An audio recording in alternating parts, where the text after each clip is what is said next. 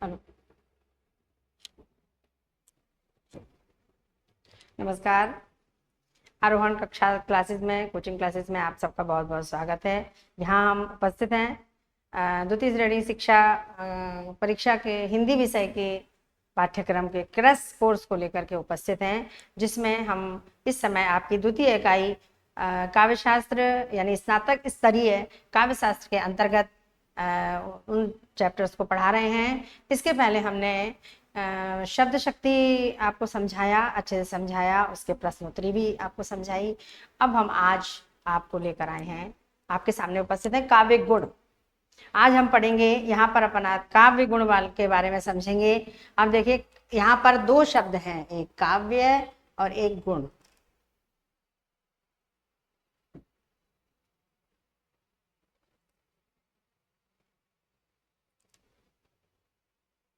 देखिए,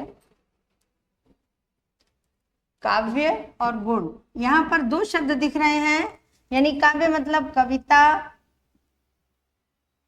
और गुण तो हम समझते ही हैं, कविता कह सकते हैं, काव्य कह सकते हैं, साहित्य कह सकते हैं। क्योंकि काव्य का मतलब केवल कविता ही नहीं है, काव्य का मतलब साहित्य भी है। पूरे साहित्य को हम काव्य ही कहते हैं, क्योंकि आधुनिक काल में ही गद्य का विकास हुआ है, गद्य का प्रारंभ हुआ है। आधुनिक काल से पहले रीतिकाल तक और संस्कृत साहित्य तक पूरे साहित्य को काव्य ही कहा जाता था।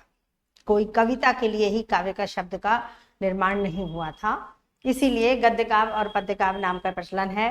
हम यहाँ पर देख रहे हैं काव्य गुण। अब आप सोचते होंगे कि काव्य या कविता में भी गुण हो सकते हैं। गुण और अवगुण तो हम इंसानों में होते हैं, बिल्कुल होते हैं। अच्छाई, बुराई, दया, प्रेम, चरित्रवान, साहस, ये सारे जो गुण है ना, जैसे ये सारे गुण हम मनुष्यों को सुंदर बनाते हैं, अच्छा बनाते हैं। हमारे इन गुणों के द्वारा ही लोग हमें पहचानते हैं और लोग समझते हैं कि ये व्यक्ति अच्छा है, और इन्हीं गुण और अवगुणों के द्वारा उसकी अच्छाई और बुराई, उसके चरित्र का निर्धारण किया जाता है। इसी तरह से साहित्य में भी कविता के, साहित्य के गुण और दोष दोनों होते हैं, और उनके गुण दोषों के द्वारा ही साहित्य का निर्धारण होता है कि ये साहित्य उच्च कोटि का है, श्रेष्ठ कोटि का है, या बहुत सामान्य है, या बिल्कुल ही निकृष्ट है। इस साहित्य का कोई मतलब नहीं है। अगर साहित्य में अधिकांश दोष आते हैं तो वो साहित्य निकृष्ट कोटि में आता है। यहाँ तक कि ऐसे साहित्य को पूरे साहित्य में, हिंदी साहित्य में ऐसी कविताओं को हिंदी साहित्य में स्थान भी नहीं दिया जाता है। यहाँ पर हम देखेंगे, पहले समझेंगे कि काव्य गुण होते क्या हैं। तो जैसे काव्य, जैसे हमारे मनुष्य के शरीर और आत्मा दो अंग होते हैं, शरीर और आत्मा।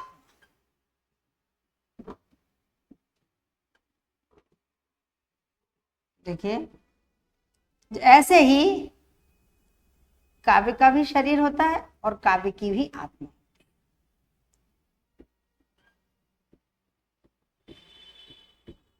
जैसे अच्छाई, बुराई, साहस, दया, प्रेम, ममता, ये सारे गुण हमारी आत्मा के हैं। ठीक है, आत्मा के गुण होते हैं, ना कि शरीर के।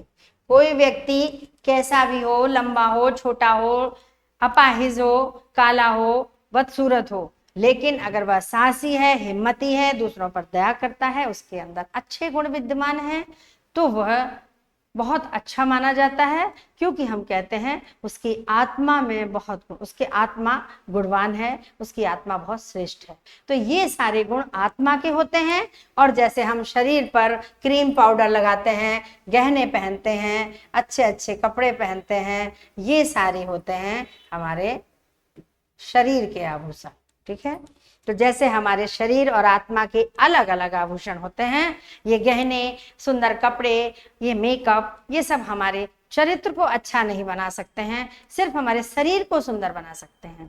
ऐसे ही कविता के जो काव्य शरीर होता है, उसके जो आभूषण होते हैं, जो अलंकार होते हैं, वो काव्य शरीर के सौंदर्य को बढ़ाते हैं। और काव्य आत्मा के जो गुण होते हैं वो काव्य गुण होते हैं, और काव्य गुण कविता की आत्मा को सुंदर बनाते हैं। तो इस तरह से हम देख सकते हैं जिस तरह से हमारी आत्मा के गुण होते हैं वैसे ही ये कविता की आत्मा के गुण होते हैं। तो हम कह सकते हैं यहाँ पर कि काव्य गुण, अब हम यहाँ समझेंगे काव्य गुण होते क्या हैं। काव्य गुण कविता में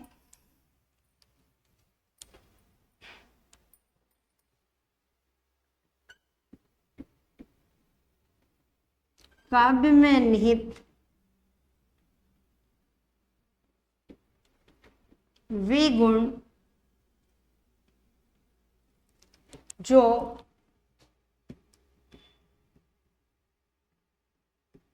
साहित्य में रस को तीव्र करते हैं,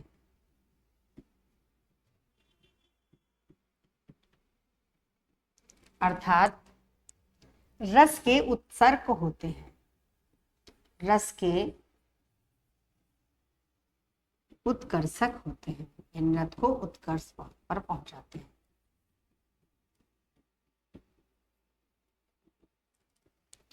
काव्य गुण वे होते हैं जो काव्य में निहित जो रस होता है। रस कितने रस होते हैं? 9 रस होते हैं। श्रृंगार, वीर, बहुत सारे रस हैं, अभी हम आगे पढ़ेंगे। 9 रस हैं जो काव्य में निहित, क्योंकि बिना रस के कोई काव्य नहीं होता, अगर है तो हम उसे नीरस कहते हैं। तो काव्य में निहित रस को उत्सर्ग पर पहुंचाते हैं, यानी रस की अनुभूति कराने में पाठकों की, श्रोताओं की सहायता करते हैं, वे काव्य के गुण कहलाते हैं और उन्हें ही काव्य के धर्म कहते हैं। आचार्य मम्मट ने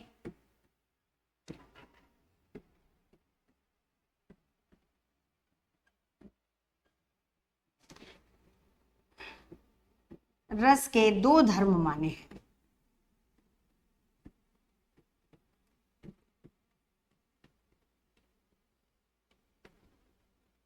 दो धर्म बताए हैं। एक तो है साधारण धर्म,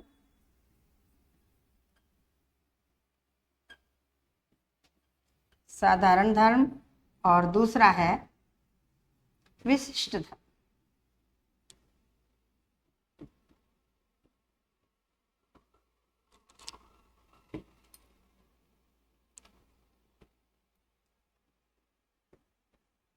देखिए, इस प्रकार हम देख सकते हैं कि रस के 2 धर्म हैं, साधारण धर्म और विशिष्ट धर्म।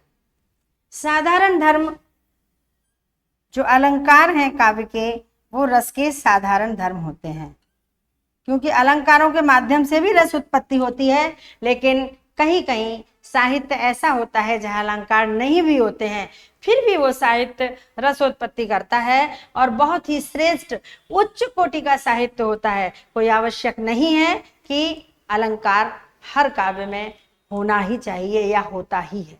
जिस प्रकार से बिना गहने के भी कोई स्त्री सुंदर लग सकती है, चरित्रवान हो सकती है, कोई व्यक्ति बिना अच्छे कपड़े पहने, बिना मेकअप किए बहुत ही अपने गुणों के माध्यम से सुंदर लग सकता है, वैसे ही काव्य भी बिना अलंकार के भी केवल गुणों के द्वारा वह श्रेष्ठ हो सकता है, सुंदर हो सकता है। इसीलिए साधारण धर्म, अलंकारों को साधारण धर्म कहा गया है और गुणों को विशिष्ट धर्म कहा गया है, क्योंकि गुण ही हमारी आत्मा को परिपक्व करते हैं, गुण ही हमारी आत्मा को श्रेष्ठता प्रदान करते हैं। जैसे मनुष्य के अच्छे गुण मनुष्य की आत्मा को श्रेष्ठ बनाते हैं, उसके चरित्र को श्रेष्ठ बनाते हैं, उसी प्रकार से काव्य के जो गुण होते हैं वो काव्य को श्रेष्ठता प्रदान करते हैं, काव्य को उच्च कोटि में ला करके खड़ा करते हैं। इस तरह से हम आज की क्लास में काव्य गुण के बारे में पढ़ेंगे। देखिए, आगे हम देखते हैं इन काव्य गुणों के बारे में। काव्य गुणों को अलग अलग विद्वानों ने अलग अलग मत से अभेद किया है, अपने अपने विचार दिए हैं। तो देख सकते हैं भरत मुनि ने काव्य को शोभादायक तत्व कहा। क्या? कि ये गुण केवल क्या करते हैं? रस, इस काव्य को सुंदर बनाते हैं, सुंदर बनाने का काम करते हैं।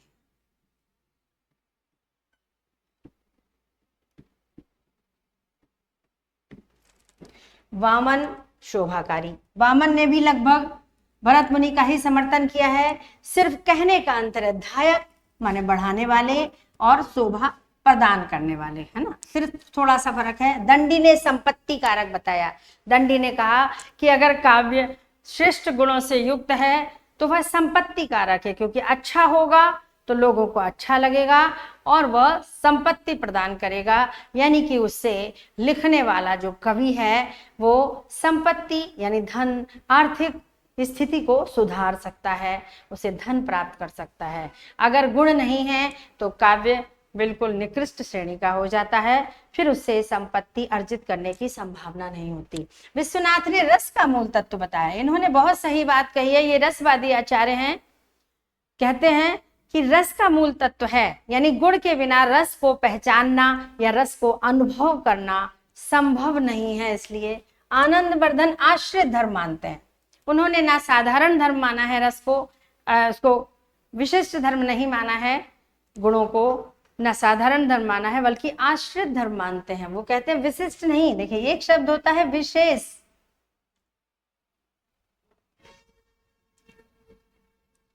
एक होता है विशेष और एक होता है आश्रित। कोई हमारे लिए बहुत ही विशेष है, बहुत महत्वपूर्ण है, और कोई हमारे लिए हम उसके आश्रय में रहते हैं, यानी उसके बिना हम रह नहीं सकते, उसके बिना हमारा अस्तित्व नहीं है। तो किसी का हमारे लिए विशिष्ट होना या किसी के आश्रय में रहना, दोनों में बहुत अंतर है। तो आनंदवर्धन जो कि ध्वनिवादी आचार्य हैं, ध्वनि संप्रदाय के प्रवर्तक हैं, ध्वनि संप्रदाय के प्रवर्तक हैं, उन्होंने कहा है कि ये जो गुण है वो रस के आश्रित धर्म, वो ना विशेष धर्म है ना साधारण, गुण आश्रित धर्म। क्यों? क्योंकि काव्य में निहित रस गुणों पर आधारित है। गुणों के बिना, अभी आप जब काव्य पढ़ेंगे तो समझ में आएगा, गुण के कारण ही रस श्रेष्ठ होता है, रस उत्कर्ष पर पहुंचता है, रस की एक स्थिति बनती है जो हमें ग्रहण करने योग्य बनाती है, जो हमारे हृदय को आनंद प्रदान करती है। गुणों के कारण ही रस ग्रहण किए जाते हैं। तो देखिए, जैसे हम एक आपको छोटी सी पंक्ति बताएं, छोटी सी 2 पंक्तियां नवीन जी की, कि कभी कुछ ऐसी तान सुनाओ कि एक लहर इधर से आए। कभी कुछ ऐसी तान सुनाओ कि उधर चारों ओर उथल पुथल मच जाए, एक लहर इधर से आए, एक लहर उधर से आए। माने कि देखिए, एक वीरता की भावना को जागृत करने का काम, लेकिन बहुत सीधी सादी सरल बातों में कहा जा रहा है। ये काव्य गुण है, यहाँ पर प्रसाद गुण है, जो हमें पंक्तियों को सुनते ही आनंद प्रदान करता है। हे प्रभु आनंद दाता, ज्ञान हमको दीजिए, शीघ्रता से दूर सारे दुर्गुणों को, शीघ्र सारे दुर्गुणों को दूर हमसे कीजिए। देखिए, बिल्कुल सीधी सी प्रार्थना है, सीधी सी बात है। जब सीधे सरल अर्थों में इस तरह से कविताएं कही जाती हैं, तो ये जो श्रेष्ठता है कविता की, वो उसमें निहित गुण के कारण ही होती है। इसलिए आनंदवर्धन ने इसे आश्रित गुण कहा है, और मम्मट ने अंगरूप कहा है। अंगरूप धर्म है, इन्होंने इसको शरीर से जोड़ दिया है कि जिस तरह से शरीर हमारे लिए महत्वपूर्ण है, उसी तरह से आत्मा भी हमारा एक अंग है।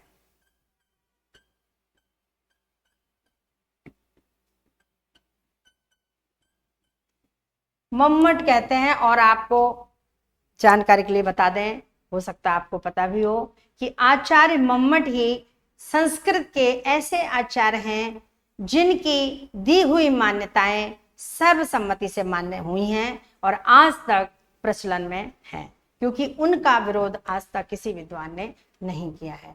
तो मम्मट ने कहा है कि न साधारण, न विशेष, न आश्रित, ये तो हमारे अंग हैं। जैसे आत्मा हमारे शरीर का अंग है, आत्मा के बिना शरीर का अस्तित्व नहीं है, इसी तरह से काव्यात्मा के बिना काव्य शरीर का अस्तित्व नहीं है। काव्यात्मा कौन है? काव्यात्मा है हमारे गुण काव्य की। तो गुणों के बिना काव्य के सौंदर्य की कल्पना ही नहीं की जा सकती। काव्य में जो सुंदरता है, जो श्रेष्ठता है, वो गुणों के कारण ही है। आगे हम देखते हैं।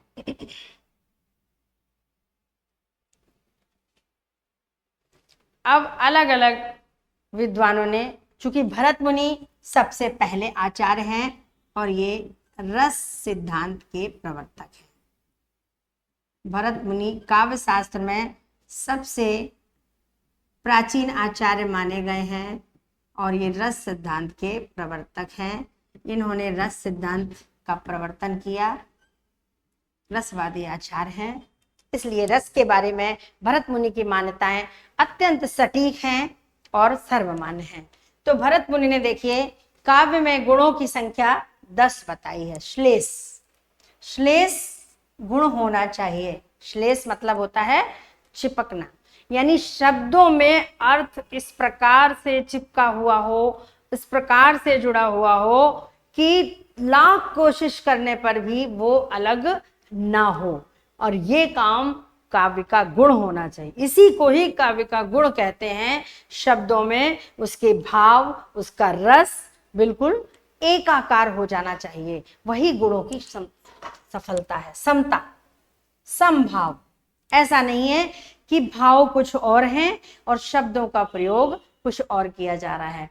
समाधि, बिल्कुल कविता पढ़ते ही मन समाधिस्थ हो जाए, झूम जाए, ऐसे गुण उसमें होने चाहिए। प्रसाद, आनंद प्रदान करने वाला, इसको कहते हैं आनंद, है ना। पवित्र भावनाओं से युक्त हो जाए, कोमल भावनाओं से युक्त हो जाए, स्वच्छ हो जाए, निर्मल हो जाए, आनंद से झूम उठे, यानी ऐसा गुण भी कविता में होना चाहिए।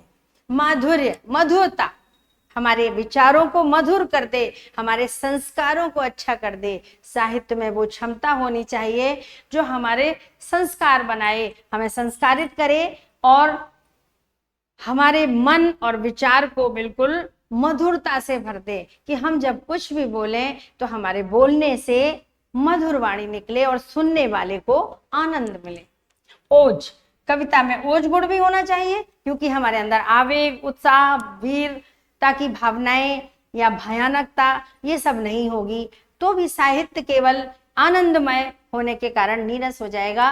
कभी कभी हमें इन सब भावों की भी आवश्यकता होती है, इसलिए ओज गुण का भी बहुत महत्व है। इंसान जब बहुत शांत हो जाता है, बहुत डर जाता है या बहुत ही निराश हो जाता है, तब उससे उत्साह, आवेग की आवश्यकता होती है और वो काम ओज गुण करता है। स्वकुमार, स्वकुमारता होती है बहुत सुकुमारता, बहुत सुकुमार भावनाएं, बहुत कोमल भावनाएं काव्य में होनी चाहिए, वो भी काव्य का एक बहुत बड़ा गुण होता है। जैसे एक स्त्री को स्वकुमारी होना चाहिए। अर्थ व्यक्ति, अर्थ व्यक्ति का मतलब होता है कहने की क्षमता, यानी कवि जो लिख रहा है वही उसके भावों में है और वही शब्दों में है। जो क्षमता है वो प्रस्तुतिकरण, जिसको हम अंग्रेजी में प्रेजेंटेशन बोलते हैं, उसको अर्थ व्यक्ति या इसको अभिव्यक्ति भी बोल सकते हैं। तो ये क्षमता भी कविता में होनी चाहिए। कांति, कांति माने चमक यानी यश, यानी ऐसा साहित्य हो, ऐसी कविता में ये गुण भी हो कि जो सुने वो उसकी चर्चा करे, वो उसकी तारीफ करे, प्रशंसा करे और अपने में उसको उतारने की कोशिश करे।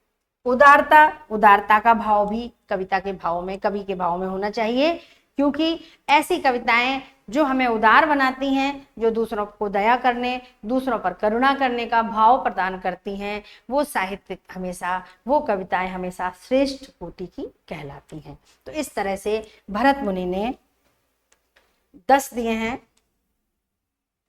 इसके बाद आचार्य बामन ने, आचार्य दंडी ने भी भरत मुनि का समर्थन किया है। भरत मुनि की बात काटना किसी में ज्यादा नहीं। हाँ, आगे चल के आचार्य मम्मट ने जरूर थोड़ा सा इसमें परिवर्तन किया है, उसको हम देख सकते हैं।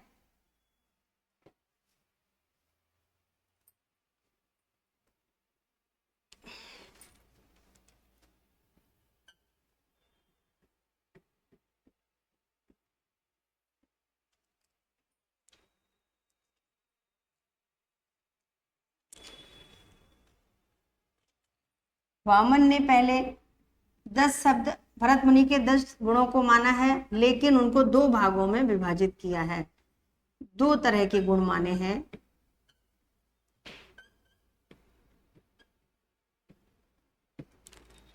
आचार्य वामन ने 2 तरह के गुण माने हैं, पर गुणों को वही मान लिया है जो भरत मुनि ने बताए हैं, पर उन्होंने 2 शब्द गुण, 10 शब्द गुण और 10 अर्थ गुण माने हैं।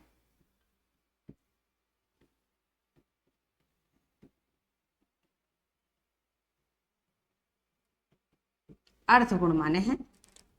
आचार्य दंडी भरत मुनि का समर्थन करते हैं।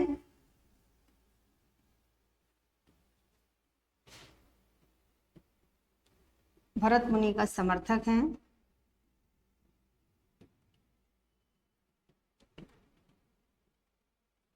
अब सबसे अंत में आता है नाम आचार्य मम्मट का। आचार्य मम्मट ने 3 प्रकार के गुणों को माना है, प्रसाद, माधुर्य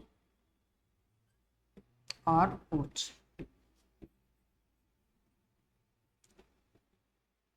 और यही 3 गुण सर्वसम्मति से स्वीकार किए गए। आगे चल के विद्वानों ने इन्हें स्वीकार किया, माना, और काव्य शास्त्र में इन्हीं 3 गुणों का प्रचलन है।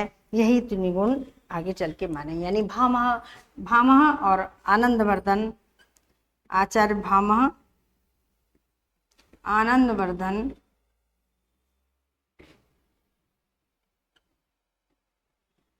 और अन्य ध्वनिवादी आचार्य।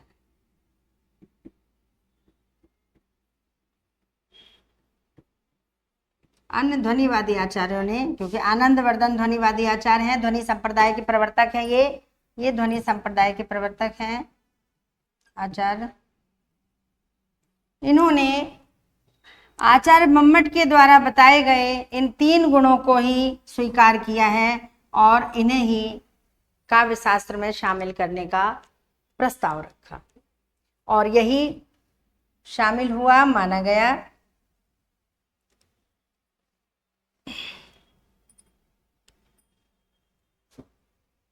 अब देखिए, हम जो 3 गुण हैं उसमें से सबसे पहले प्रसाद गुण को देखते हैं।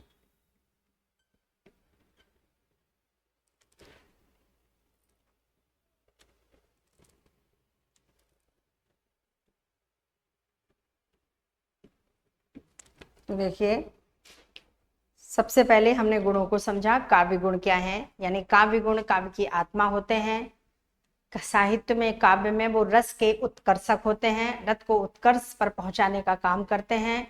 इस तरह से काव्य के, मम्मट के द्वारा बताए गए काव्य के 2 धर्म माने गए हैं, जिसको साधारण धर्म और विशिष्ट धर्म। अलंकार साहित्य के साधारण धर्म होते हैं और गुण जो हैं साहित्य के विशिष्ट धर्म होते हैं। आगे चल के अन्य विद्वानों ने अपने अपने हिसाब से, आनंदवर्धन ने और मम्मट ने और अन्य विद्वानों ने अपने अपनी तरह से बताया, जबकि मम्मट कहते हैं कि ये जो हैं सबसे मेन अंग रूप होते हैं। मम्मट की जो परिभाषा है, मम्मट का जो कथन है, वो बहुत ही सटीक है, क्योंकि जिस प्रकार से हम अपने आत्मा को अपने शरीर से अलग नहीं कर सकते हैं, यानी हम एक तरह से अपने शरीर का एक अंग ही मानते हैं, उसी तरह से काव्य गुण भी काव्य शरीर का एक महत्वपूर्ण अंग है, क्योंकि काव्य गुण एक तरह से काव्य की आत्मा ही कहलाती है। तो अब 3 प्रकार के जब गुण माने गए, तो सबसे पहले हम प्रसाद गुण के बारे में समझते हैं। प्रसाद गुण वहां होता है जो साहित्य सुनते ही, पढ़ते ही, बोलते ही आसानी से समझ में आ जाए, तुरंत जिसका अर्थ समझ में आ जाए, त्वरित जिसका रस हमारे हृदय में उतर जाए, हमें आनंद प्रदान करने लगे, हमें झूमने पर मजबूर कर दे, बहुत ही सरलता से जिसका अर्थ प्रतीत हो जाए, वहां पर प्रसाद गुण होता है।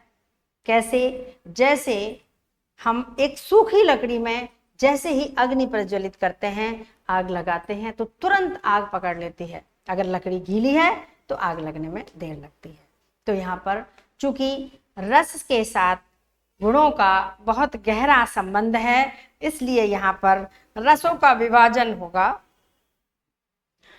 तो जो बात, जो कविता, जो साहित्य बहुत ही सरलता पूर्वक हमें समझ में आ जाए, जिसमें बहुत स्वच्छता हो, सरलता हो। तो सबसे पहला बिंदु हम यहाँ देखते हैं कि जिस साहित्य में सरलता, स्वच्छता,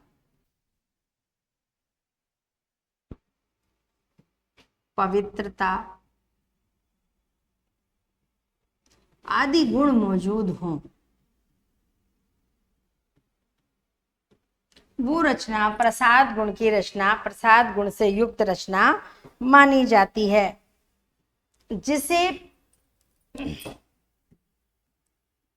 जिसे पढ़ते ही या सुनते ही, जिसे पढ़ते ही या सुनते ही रस की अनुभूति हो,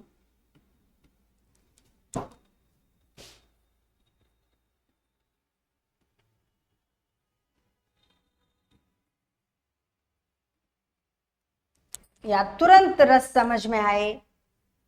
इस प्रकार से हम देख सकते हैं कि सभी रसों के वर्णन में, सभी रसों के वर्णन में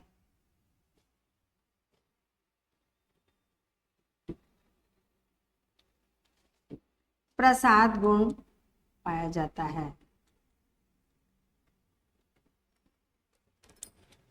सभी रसों के वर्णन में प्रसाद गुण विद्यमान रहता है।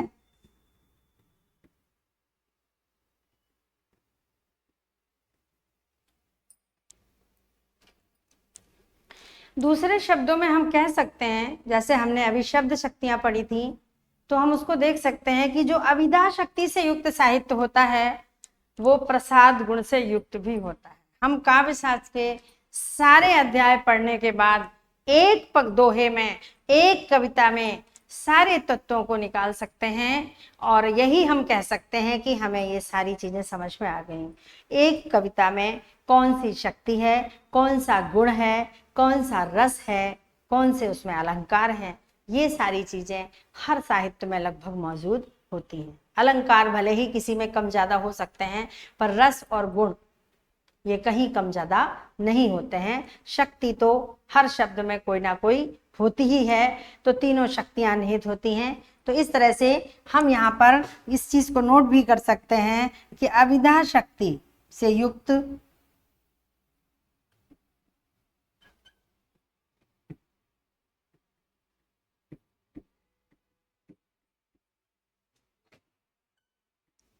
साहित्य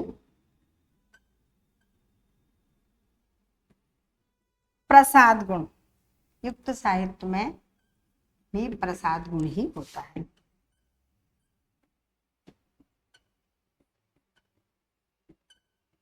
जैसे पिछली कविता में हमने आपको बताई थी, बहुत सारी अभिधा शक्ति के जो उदाहरण हैं उस सब में प्रसाद गुण ही होगा। अलग से उदाहरण बहुत ज्यादा समझने की जरूरत नहीं है, बस हमें केवल प्रसाद गुण की प्रक्रिया समझनी है कि किसी भी साहित्य को सुनते ही, पढ़ते ही या किसी नाटक को देखते ही हमारे मन में जो तुरंत भाव उत्पन्न होता है, तुरंत रस की जागृति होती है, तुरंत अर्थ समझ में आकर हमारा मन पवित्र और कोमल और सुंदर होने लगता है, मन की भावनाएं आनंद से झूम उठती हैं, हाँ, वो साहित्य प्रसाद गुण से युक्त होता है। तो प्रसाद गुण हम ये नहीं कह सकते हैं कि यहाँ रसों का विभाजन होता है। प्रसाद गुण प्रत्येक रस में, सभी रसों में विद्यमान रहता है, पर शर्त यह है कि वो साहित्य, किसी भी रस का साहित्य सरल हो, क्लिष्ट ना हो, बहुत ज्यादा अलंकारों से युक्त ना हो, बहुत ज्यादा ही उसके अर्थ को समझने में कठिनाई ना हो, तो वहां पर प्रसाद गुण ही माना जाएगा। जैसे कि माखनलाल चतुर्वेदी की कविता, चाह नहीं सुरवाला के गहनों में मैं गूंथा जाऊं, चाह नहीं प्रेमी माला में गुंथ प्यारी को ललचाऊं, चाह नहीं देवों पर चढ़ूं भाग्य पर इठलाऊं, मुझे तोड़ लेना बनमाली देना उस पथ पर तुम फेर, मातृभूमि पर शीश चढ़ाने जिस पथ जावे वीराने। तो देखो बिल्कुल सरल है, समझ में आ रहा है, कोई कठिनाई नहीं है। खूब लड़ी मर्दानी वो तो झांसी वाली रानी थी, सीधी सी बात चल रही है, कोई कठिन बात नहीं है। वीरता वीर रस की रचना है, लेकिन एक उसमें माखनलाल चतुर्वेदी की पुष्प की अभिलाषा है, एक श्रृंगार रस की रचना है, वीर तुम बढ़े चलो, धीर तुम बढ़े चलो। सीधी बात है, वीर रस की है फिर भी प्रसाद है, क्योंकि बहुत ज्यादा क्लिष्टता जब आती है तब ओज गुण होता है। और वीर रस की रचनाओं में जहां बहुत कोमलता होती है, बहुत सुकुमारता होती है, बहुत सरलता होती है, तो वहां पर जो है प्रसाद गुण ही माना जाता है। आगे हम देखते हैं, यहाँ पर हम थोड़ा सा देख लेते हैं किन किन रसों में, चूंकि ये सभी रसों में पाया जाता है, पर इसका जो मुख्य रस है वो ज्यादातर, क्योंकि शांत रस में ओज और माधुर्य नहीं होता है, शांत और अद्भुत ये दो रस ऐसे हैं जिसमें प्रसाद गुण होता ही होता है। ये इसके मुख्य रस हैं, बाकी सभी में पाया जाता है थोड़ा थोड़ी मात्रा में। प्रसाद गुण के उदाहरण देखते हैं। प्रभु जी तुम चंदन हम पानी, प्रभु जी तुम चंदन हम पानी, जाकी अंग अंग बास समान। ये बहुत सुंदर एक भक्ति की भावना कि हे प्रभु जी, रैदास की रचना है, तुम चंदन हम पानी, तुम चंदन के समान हो और हम पानी हैं। तो घिस घिस करके हम चाहते हैं कि हमें आपके साथ इतना घिसा जाए कि अंग अंग जाकी अंग अंग बास समान। जो चंदन की सुगंध है, क्योंकि आप चंदन हो, तो मेरे शरीर के रोम रोम में आप समाहित हो जाओ, आपकी सुभाषित, आपकी सुगंध हमारे तन के रोम रोम में बस जाए, ये मेरी इच्छा है। तो देखिए बिल्कुल समझ में आ रहा है कि एक भक्ति रस की, एक शांत विचारों वाले, एक शांत रस की या भक्ति रस की ये रचना है। शांत, जब मनुष्य की प्रवृत्ति सारी शांत हो जाती है, जब सारी आकांक्षाएं समाप्त हो जाती हैं, तो शांत रस की उत्पत्ति होती है। और जब शांत रस की उत्पत्ति होती है तो संसार की उथल पुथल उसके मन में नहीं आती है। इसीलिए प्रसाद गुण का जो प्रमुख रस है वो शांत रस और अद्भुत रस ही है। अद्भुत मतलब ईश्वर की लीलाओं के बारे में जो अद्भुत आश्चर्य होता है, वो वहां पर प्रसाद गुण का ही चित्रण होता है। प्रभु आपका कैसा ये संसार है, अखिल विश्व है तुम में या तुम अखिल विश्व में, सारा संसार तुम्हारा है तुम सारे संसार में। तो इस तरह से अद्भुत रस की रचनाएं भी प्रसाद गुण से युक्त होती है। हे प्रभु आनंद दाता ज्ञान हमको दीजिए,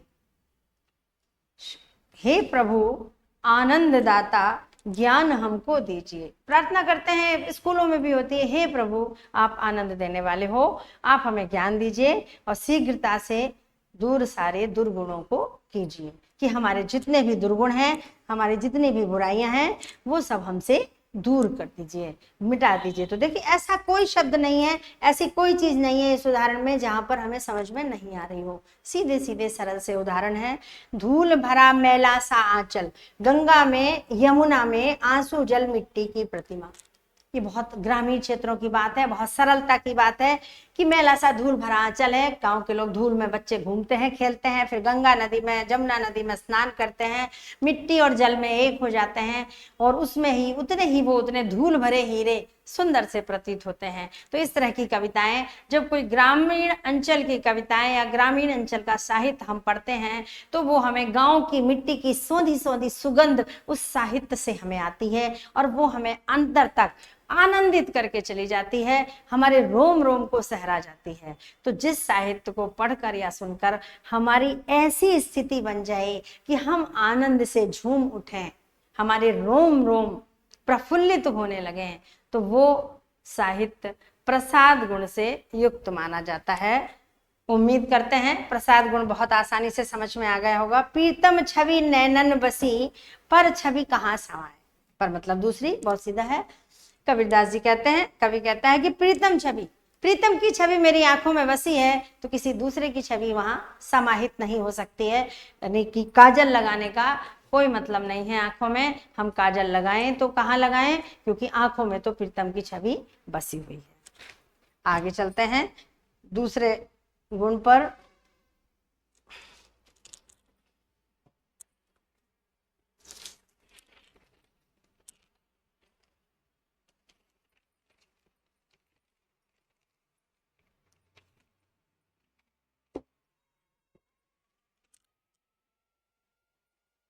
दूसरा गुण है हमारा माधुर्य गुण।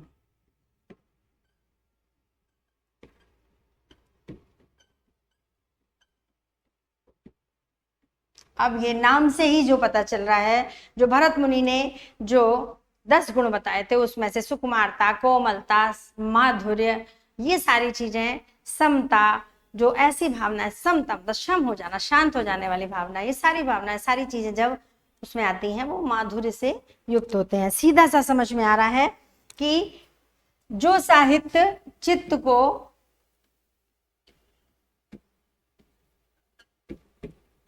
को द्रवित कर देने वाला हो,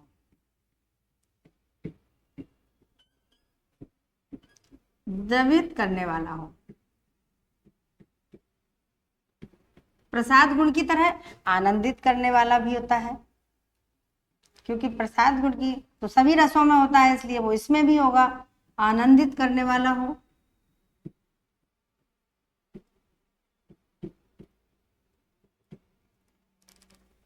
चित्त को द्रवित करने वाला हो, आनंदित करने वाला हो, जिस साहित्य को सुनकर या पढ़कर मन मयूर नाच उठे, यानी मन झूमने लग जाए,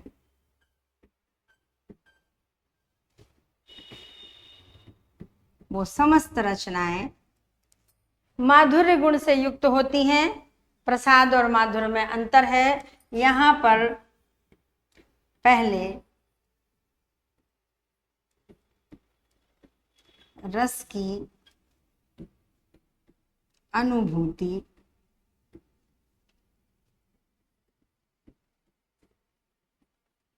आवश्यक है।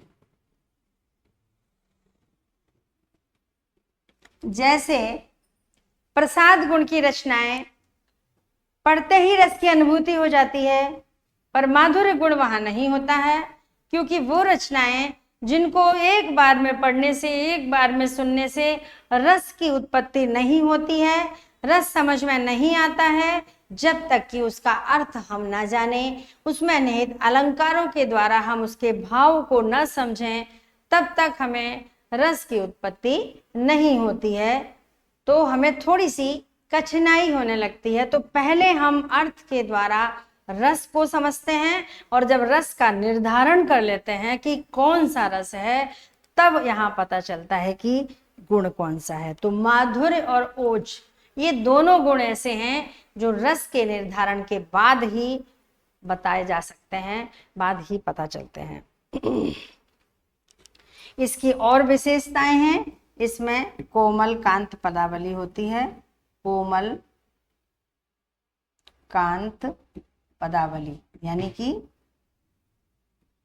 कोमल कांत पदावली से मतलब बहुत सरल अक्षरों का प्रयोग किया जाता है, यानी क्लिष्ट वर्ण, क्लिष्ट यानी कठिन वर्ण, कठोर वर्णों का प्रयोग, क्लिष्ट या कठोर वर्णों का प्रयोग नहीं होता।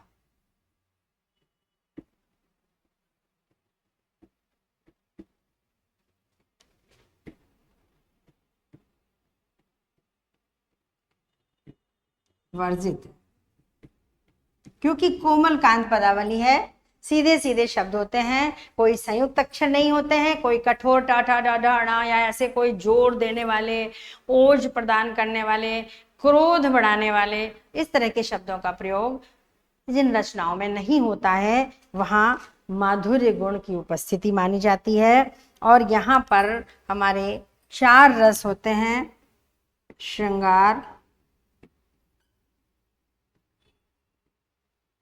करुण, हास्य, और चौथा रस है शांत।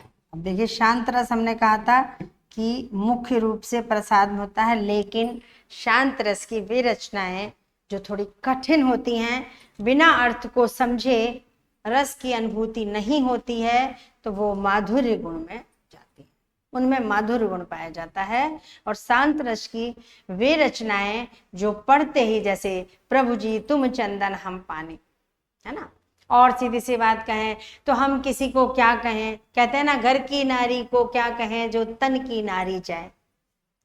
जब व्यक्ति का जीवन समाप्त हो जाता है तो घर की औरतें या इसकी स्त्री कितना रोएगी, वो भी मन मार लेती है। तो कहते हैं जब तन की नाड़ी ही साथ नहीं देती है तो घर की नारी क्या साथ देगी। तो इस तरह की सीधी सीधी जब बातें शांत रस की कही जाती हैं तो वहां प्रसाद गुण ही माना जाता है। और जब थोड़ी सी कठिन बातें आ जाती हैं शांत रस की, जिनको अर्थ समझने में केशव कही न जाए का कहिए, ऐसी विचित्र रचना देखत मन ही मन रहिए।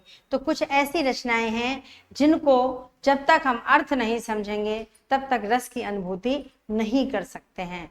तो जिन रचनाओं में रस की अनुभूति करने के लिए अर्थ की आवश्यकता हो, अलंकारों की आवश्यकता हो, बहुत अधिक प्रयास करने के बाद रस की अनुभूति हो, वहां पर इन 4 रसों में, इन कोमल रसों में, ये कोमल रस माने जाते हैं श्रृंगार, करुण, हास्य और शांत। और देखिए अगर श्रृंगार है तो श्रृंगार के साथ साथ आप देख सकते हैं श्रृंगार रस के 2 भेद माने गए हैं।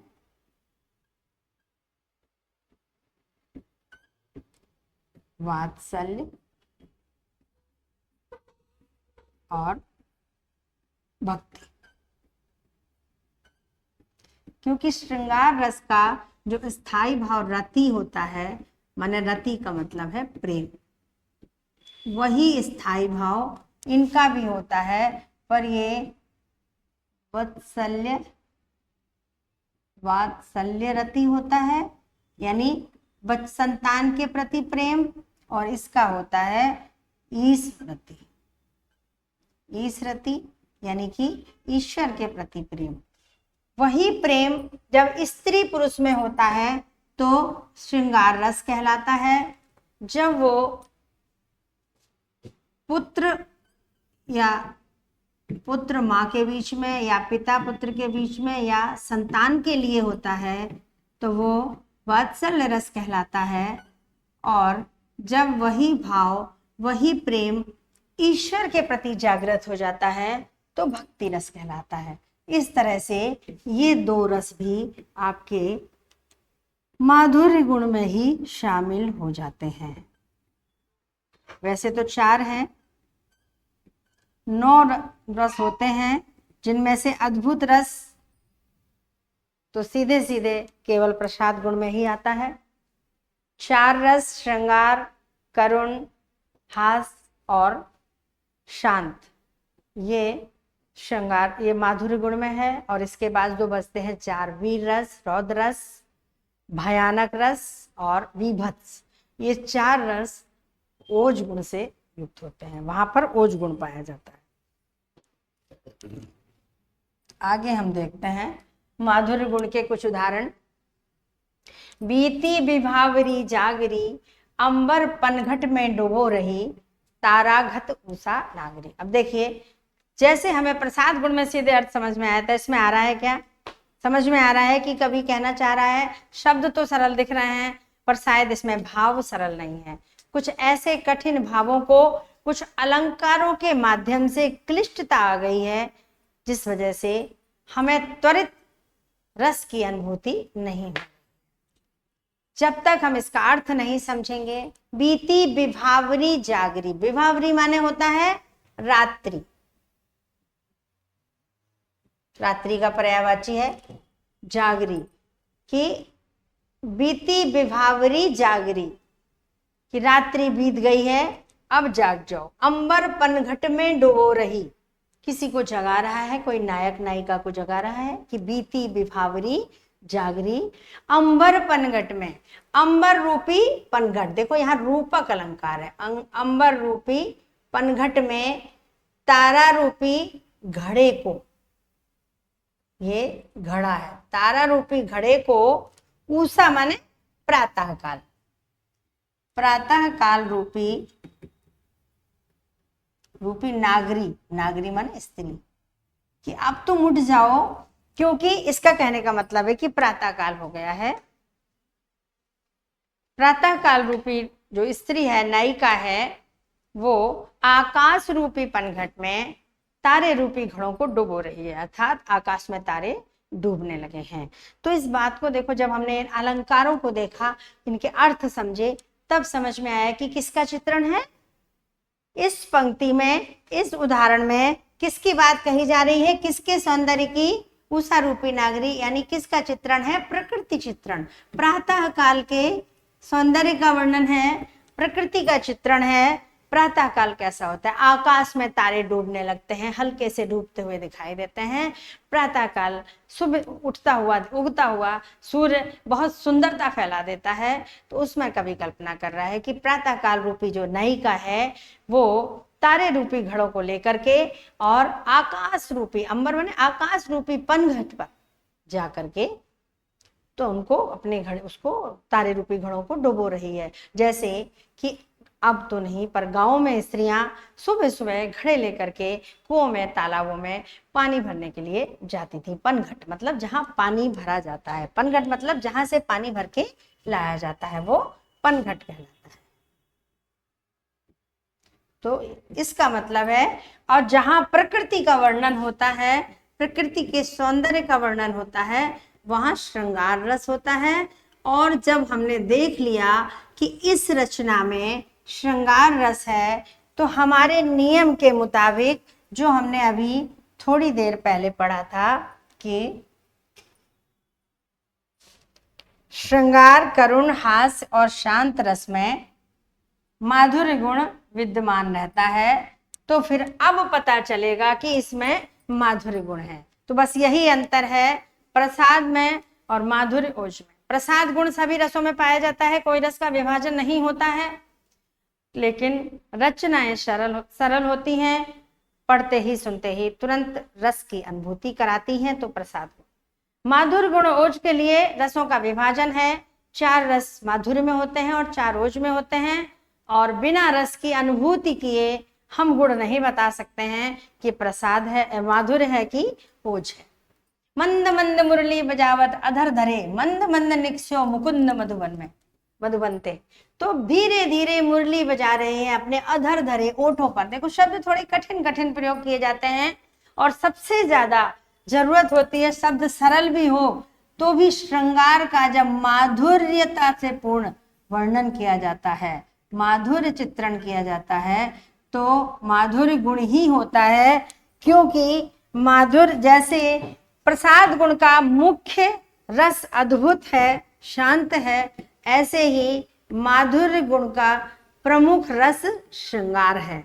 श्रृंगार, भक्ति और वात्सल्य।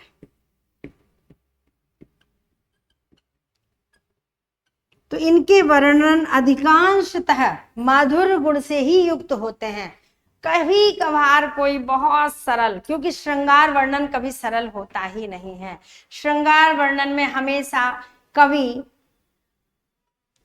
जो है उपमानों की झड़ी लगाता है, और जब उपमानों का प्रयोग किया जाता है तो अलंकार अनायास ही आ जाते हैं, और अलंकार आने की वजह से वो अर्थ क्लिष्ट होता ही है, और क्लिष्ट होने के कारण प्रसाद गुण, उसमें प्रसाद गुण होने की संभावना नहीं रहती है। इसलिए श्रृंगार रस के चित्रण में प्रसाद गुण न के बराबर होता है, होता ही नहीं है, या होता है तो कभी किसी रचना में मिल गया तो मिल गया।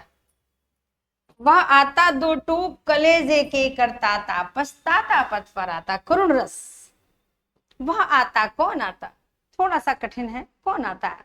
निराला जी की पंक्तियां हैं, एक भिक्षुक है, भिखारी है, आता 2 टूक कलेजे के करता। जब वो दूसरों के आगे हाथ फैलाता है रोटी के लिए, अपने पेट भरने के लिए, तो उसके कलेजे के टुकड़े टुकड़े हो जाते हैं। कितनी मौत मरता है वो, कितनी बार मरता है कि उसे कितना, किसी के सामने हाथ फैलाने में स्वयं से भी, दूसरा तो अपमानित करे ना करे, पर व्यक्ति को स्वयं अपनी आत्मा में अपमानित होना पड़ता है। क्यों?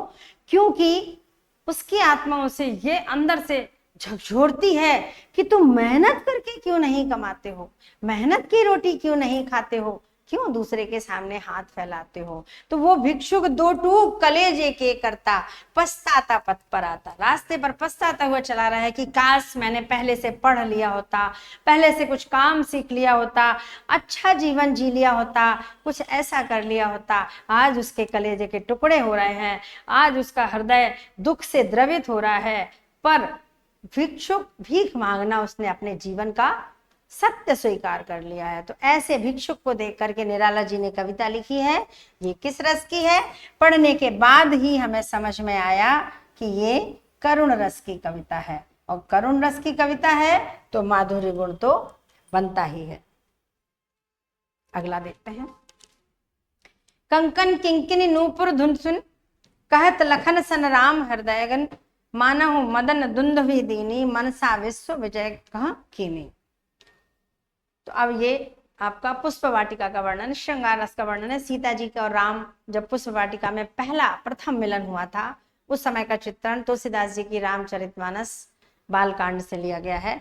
कंकन किंकिन नूपुर धुन सुनी, कहत लखन सन राम हृदय गुनी। राम जो है जैसे ही दूर से आती हुई सीता जी के हाथों के कंगन की और पैरों के नूपुर की धुनी सुनते हैं, तो अपने हृदय में विचार करते हुए, मन ही मन आनंद का अनुभव करते हुए, सीता जी के गुणों का मन में विचार करते हुए लक्ष्मण से कुछ कहना चाहते हैं और कह नहीं पा रहे हैं। क्यों? अपनी मन की भावनाएं प्रकट नहीं कर पा रहे हैं। मानव मदन दुंधवी दीनी, मनसा विश्व विजय कर लेनी। और राम की भावनाएं ऐसे उद्दीलित हो रही हैं, ऐसा लग रहा है कि कामदेव ने दुंधवी बजाकर उनके मन को हरण कर लिया हो और उनको विश्व विजय करने की ठान ली हो। क्यों? राम सीता जी को देखने के बाद अपने बस में नहीं रहते हैं। श्रृंगार रस का वर्णन है, कोमल कांत पदावली माधुर्य वर्णन है, इसलिए श्रृंगार रस के वर्णन के कारण माधुर्य गुण, यानी इतना पढ़ने के बाद हमें स्पष्ट हो गया है कि माधुर्य गुण को समझने के लिए पहले रसानुभूति आवश्यक है। रसानुभूति जब तक नहीं होगी तब तक हम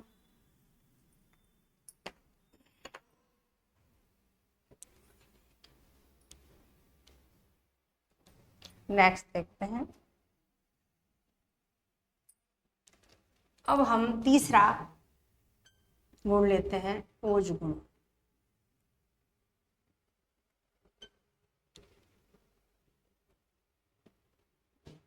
अंतिम गुण ओज गुण। 3 गुण, प्रसाद गुण, माधुर्य गुण और ओज गुण। उम्मीद है गुण समझ में आ रहे होंगे। मुख्य बिंदुओं पर विचार करते हैं। इसको पढ़ने की आवश्यकता नहीं पड़ती है, क्योंकि ये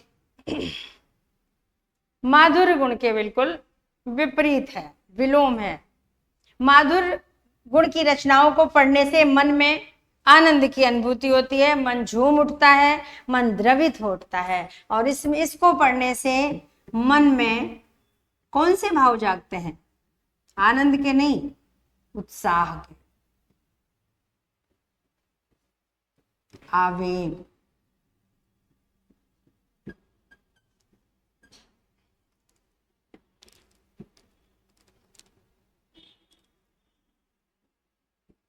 वीरता, क्रोध, भय, घृणा इत्यादि भावों का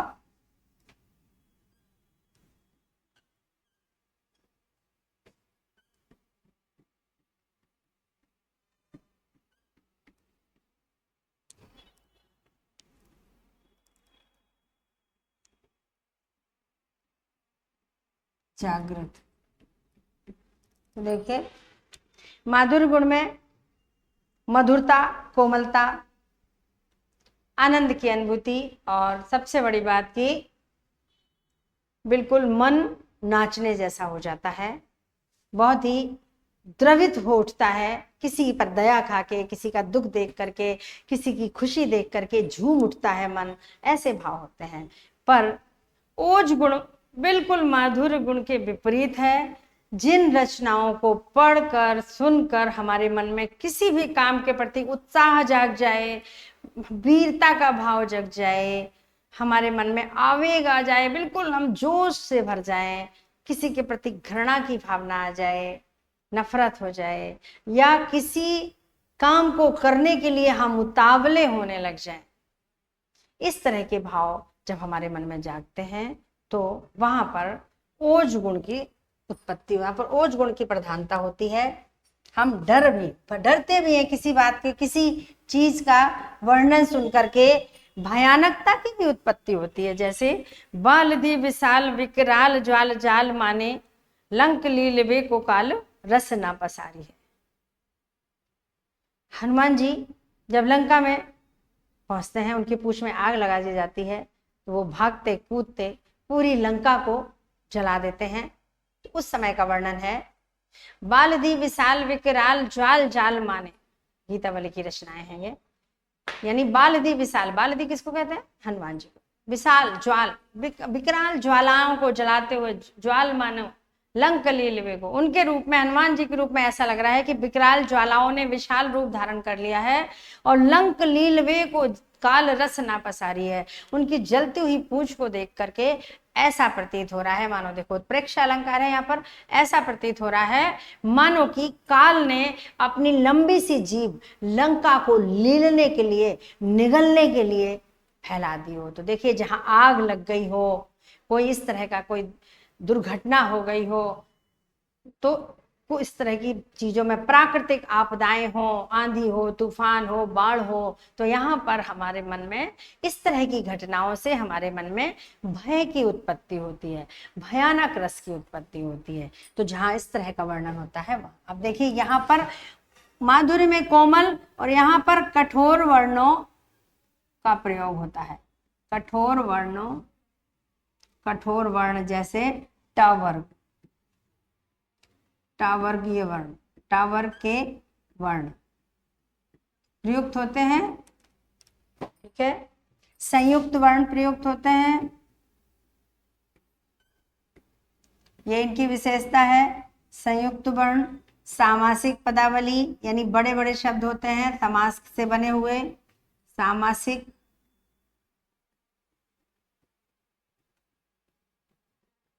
और ये हमारे ओज गुण के सौंदर्य माने जाते हैं। ओज गुण में आकर के यही चीजें माधुर्य गुण में ये वर्जित होती हैं, ये दोष माने जाते हैं। अभी हम दोष पढ़ेंगे, काव्य दोष पढ़ेंगे, तब समझेंगे कि माधुर्य गुण के चित्रण में यही सारे वर्णन जब आते हैं तो वो काव्य का दोष माना जाता है। लेकिन ओज गुण के वर्णन में यही आभूषण बन जाते हैं, क्योंकि एक हमारे देश का जो सैनिक है, शहीद है, वो कितना भी उसकी आदतें खराब हो, पर उसका सबसे बड़ा गुण होता है कि वह हमारे देश के लिए जी रहा है, देश के लिए मर रहा है, उसके सारे अवगुण माफ हो जाते हैं। इसी तरह से ओज गुण से युक्त रचना कभी दोष युक्त नहीं होती। जैसे वीर व्यक्ति कभी दोषी नहीं होता, वीरता के, वीर पुरुषों के कभी दोष नहीं देखे जाते हैं, ऐसे ही ओज गुण से युक्त रचनाओं में कभी दोष नहीं होता। यानी हम जब काव्य दोष पढ़ेंगे, सब एक दूसरे से मिलते, एक दूसरे से कनेक्टेड हैं, जुड़े हुए हैं। जब हम काव्य दोष पढ़ेंगे तब हम समझेंगे कि ओज गुण से युक्त जो रचनाएं हैं वो पूर्णतः दोष से मुक्त होती हैं, उनमें दोष नहीं होता है, किसी भी प्रकार से नहीं होता है। इसमें भी वही स्थिति है कि रस की पहचान पहले की जाती है।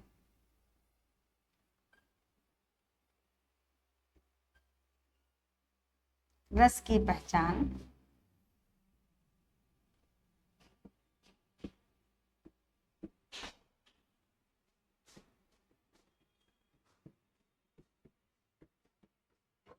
पहले की जाती है। अब ये 4 गुण बचते हैं, 4 रस बचते हैं इसमें, वीर रस, रौद्र, भयानक और विभत्स। आगे जब हम रस पढ़ेंगे तो इनको भी बहुत अच्छे से समझेंगे। विभत्स मतलब जुगुप्सा, घृणा, ये कैसे देखे, कोई वहां मरा पड़ा है, ऐसे नाक भूं, जिसमें जिस चीज को देख करके, सुन करके हमारे नाक भौं से कुड़ने लगे, तो वो रचना वीर रस, विभत्स रस की होती है। और यहाँ भी ओज गुण ही पाया जाता है। चलिए अब हम देखते हैं ओज गुण के कुछ उदाहरण। ओज गुण, हाय रुंड, देखो कठिन होते ही हैं, हमने पहले ही कहा था टवर्गीय वर्ण इसमें मिलेंगे, बहुत ओज वाली, बहुत ज्यादा रिपीट होने वाली, और आपको रचनाएं मिलेंगी, ये संयुक्त अक्षर मिलेंगे, ये इसके अवगुण नहीं, इसके गुण हैं। हाय रुंड गिरे गज झुंड गिरे, फटफट अवनी पर शुंड गिरे, भूपर है विकल वितुंड गिरे, लड़ते लड़ते अरि झुंड गिरे। भूषण की कविता है, वीर रस की कविता। रीति काल में केवल एकमात्र कवि थे भूषण जिन्होंने वीर रस की रचनाएं लिखी हैं, बाकी तो पूरा रीतिकाल श्रृंगार रस से भरा पड़ा है, माधुर्य गुण से भरा पड़ा है। तो कवि छत्रसाल के और शिवाजी की प्रशंसा में, उनके युद्ध के वर्णन के में उन्होंने रचनाएं की हैं। हाय रुंड गिरे गज झुंड गिरे, हाय नहीं हाय है, ये यहाँ पर थोड़ा सा मिसप्रिंट हो गया है, हाय हाय रुंड गिरे। हाय माने घोड़ों के गर्दन हाथ पैर कट के गिर रहे हैं। गज झुंड, हाथी तो झुंड के झुंड कट के गिर रहे हैं। फटफट अवनी पर शुंड गिरे, और हाथियों के जो सूंड हैं वो फटफट करके कट कट करके, अवनी मन पृथ्वी पर, अवनी मतलब होता है पृथ्वी, पृथ्वी का पर्यायवाची है ये अवनी, पृथ्वी पर गिर रहे हैं। भू पर, भू पर्यायवाची भू भी पृथ्वी का है। है माने घोड़ा, विकल वितुंड गिरे, और वितुंड मतलब हाथी। यानी इस तरह से वो पहले तो उनके अंग कटते हैं, किसी हाथियों की सूंड कटती है, घोड़ों के गर्दन कटती है, पैर कटते हैं, हाथ कटते हैं, उसके बाद ये जो है घबरा करके, विकल होकर के घोड़े और हाथी टूट टूट करके युद्ध में युद्ध भूमि पर गिर रहे हैं। लड़ते लड़ते अरि झुंड गिरे, और शत्रु, अरु माने शत्रु, शिवाजी से लड़ते लड़ते, छत्रपति शिवाजी इतना का शौर्य इतना प्रबल है कि उनके आगे शत्रु सेना के हाथी घोड़े तो क्या, बड़े बड़े वीर शूरवीर भी, उनके झुंड के झुंड शूरवीर, झुंड के झुंड युद्ध भूमि में कट कट करके गिर रहे हैं, अर्थात शिवाजी के सामने कोई टिक नहीं रहा है। तो देखिए पदावली से, वर्णन से ही पता चलता है, हिमाद्रि तुंग श्रृंग से प्रबुद्ध शुद्ध भारती, हिमाद्रि तुंग श्रृंग से प्रबुद्ध शुद्ध भारती, स्वयं प्रभा समुज्जला स्वतंत्रता पुकारती। तो देखिए एक वीरता के लिए आवाहन करने वाली कविता है। हमारा देश परतंत्र है, अंग्रेजों के हम गुलाम हैं, तो कवि हमारे ये कविताएं, ये रचना जो है आपकी जयशंकर प्रसाद की चंद्रगुप्त नाटक से ली गई है। हिमाद्रि तुंग श्रृंग से, कि हिमाद्री यानी हिम पर्वत की सबसे ऊंची, तुंग माने ऊंची चोटी, पर्वत की सबसे ऊंची चोटी से प्रबुद्ध शुद्ध भारती, बहुत ज्ञानवान होने वाली भारती, माँ सरस्वती वहां से पुकार रही है, तड़प रही है, परेशान हो रही है माता भारती। यहाँ पर भारती से तात्पर्य माँ सरस्वती से ना लेकर के हमारी भारत माता से लिया गया है। भारत माता को यहाँ माँ भारती कहा गया है, वैसे भारती सरस्वती को कहते हैं। तो माँ भारती वहां से पुकार रही, स्वयं प्रभा समुज्जला स्वतंत्रता पुकारती, वो स्वयं इतनी प्रकाशित है फिर भी आज परेशान है, और समुज्जला स्वयं इतनी उज्जवल है, स्वयं इतनी उज्जवान होने पर भी आज वो लाचार है और अपने पुत्रों को पुकार रही है खुद को स्वतंत्र होने के लिए। तो इन पंक्तियों से जिनको पढ़कर हमारे मन में वीरता के भाव उत्पन्न हो, वहां रचनाएं हमेशा ओज गुण से संपन्न, ओज गुण से युक्त होगी। बुंदेले हर बोलों के मुँह हमने सुनी कहानी थी, खूब लड़ी मर्दानी वह तो झांसी वाली रानी थी। तो देखिए बुंदेले हरबोलों यानी बुंदेलखंड की भाषा में हरबोल यानी जो वो हरदौल थे, हरबोले थे, जो जिनको कहते हैं आलाउदल, जो अपने जो भाट होते थे वो राजाओं की बिरदावली बखान करते थे। तो उनके मुंह से हमने खूब बहुत बार सुना है कि झांसी की एक रानी थी लक्ष्मीबाई, जो मर्दानी कही जाती थी, यानी नारी होकर भी उसने मर्दों की तरह अंग्रेजों से युद्ध किया था। भले ही अंत में उसे अपने प्राण देने पड़े, लेकिन अपनी अंतिम सांस तक भी वो लड़ती रही। जब उसके हाथ, पहले उसने बच्चे को पीठ पर बांधा, जब उसके हाथ कट गए तो उसने घोड़े की लगाम अपने मुंह में संभाली और भागती ही रही, लड़ती ही रही। अंत में जाकर के वो कूद करके उसने अपने प्राण दे दिए। तो इस तरह की रचनाएं हमारे अंदर आवेग पैदा करती हैं, भुज भुजंगेश की वह संगनी भुजंगनी सी, ये भी वही छत्रसाल, कवि छत्रसाल के लिए है। भूषण की रचना है कि कवि छत्रसाल की जो तलवार है उसका वर्णन है। कवि छत्रसाल की तलवार ही इतनी तेज है कि जिसके आगे शत्रु नहीं टिकते हैं। तो उनकी राजा की तो क्या बात कहना कि भुज भुजंगनी की वह संगनी भुजंगनी सी, कि उनके हाथों की भुजंगेश जैसे कि भुजगेश, भुजंगेश कौन होते हैं? सर्प, यानी सर्प के राजा, ठीक है, नागराज। जैसे नागराज की जो संगनी नागनी है, नागिन है, वो कभी उसका साथ नहीं छोड़ती। अगर कोई नागराज को, कोई सर्प को हानि पहुंचाए तो नागिन उससे बदला लिए बिना नहीं रहती है, वो हमेशा उसका साथ देती है। तो यहां पर कह रहे हैं जिस प्रकार से सर्प की संगनी भुजंगनी होती है यानी सर्पणी होती है, उसी प्रकार से छत्रसाल राजा की भुजंग रूपी सर्प की संगनी उनकी तलवार रूपी नागिन है। यानी तलवार नागिन की तरह है और उनके जो भुजाएं हैं, भुजाएं हैं वो सर्प की तरह है, सॉरी सर्प की तरह हैं, और वो कभी भी उनका साथ नहीं छोड़ती। खेदी खेदी खाती दी है दारुण दलन के, दारुण माने दुखी, कष्टपूर्ण, दलन माने शत्रु, शत्रु दल के दल शत्रुओं को खोद खोद खाती है, ढूंढ ढूंढ कर ला करके खा जाती है, यानी उनकी गर्दन काट के उनको समाप्त कर देती है।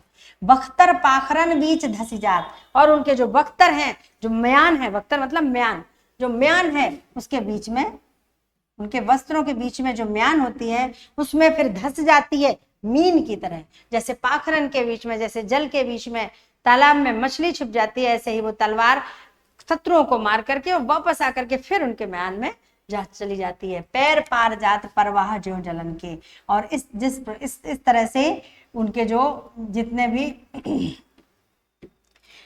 भी शत्रु हैं वो उनके आगे पार नहीं पाते हैं और टिक नहीं पाते हैं, और उनसे इस तरह से उनकी वीरता और शत्रुता, वीरता और शौर्य के आगे आसपास के जितने भी राजा हैं वो उनसे जलन, उनसे ईर्ष्या मानते हैं और उनके सामने खड़े होने का साहस नहीं करते हैं। तो इस तरह की रचनाओं में वीर रस प्रधान होने के कारण, ये वीर रस की रचना है, वीर रस प्रधान होने के कारण यहाँ आपको ओज गुण, इस तरह से हमने ओज गुण के उदाहरण भी समझ लिए। और आज इस समय तक हमारी काव्य गुण की कक्षा लगभग समाप्त होती है। हमने आज की कक्षा में काव्य गुण को अच्छे से समझा। काव्य गुण 3 प्रकार के, हालांकि भरत मुनि ने 10 बताए हैं, अन्य आचार्यों ने उनका समर्थन भी किया है और अपने अपने मत भी दिए हैं, और लेकिन अंतिम निर्णय 3 काव्य गुणों का ही हुआ, जो आचार्य मम्मट की देन है। और माधुर्य, ओज, प्रसाद 3 गुणों को हमने आज पढ़ा, समझा, और आशा करते हैं कि आपको अच्छे से समझ में आ गया होगा। आगे अगली कक्षा में इसी तरह से, दूसरी कक्षा में, आगे की कक्षा में है, हम आगे और चैप्टर लेकर के काव्य दोष, काव्य रीतियां, रस, छंद, इस तरह से लेकर आपके साथ आते रहेंगे। आप हमारे साथ जुड़े रहिए। आरोहण क्लासेस में, आरोहण कोचिंग क्लासेस में, इसके चैनल पर, प्लेटफॉर्म पर जुड़े रहिए। और आगे 14 जुलाई से हमारी ऑनलाइन और ऑफलाइन दोनों क्लासेस शुरू हो रही हैं। आप आकर के हमारी क्लास से जुड़ें और अपने ज्ञान वर्धन करें, अपनी परीक्षा की तैयारी करें। धन्यवाद।